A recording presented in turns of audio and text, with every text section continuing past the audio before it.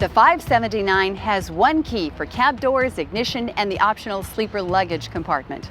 To lock or unlock the doors from outside the cab, insert the key in the lock. Turn the key clockwise to unlock, counterclockwise to lock. The remote keyless entry option is a system that adds security and convenience to your vehicle. The system will lock or unlock cab doors with the key fob. The system will alert you with parking lights when the doors are locked or unlocked. If equipped with the optional power door lock on Sleeper, your in-cab lock switches and key fob will also automatically lock and unlock your full-height sleeper door. Sleeper baggage doors can only be opened with your ignition key.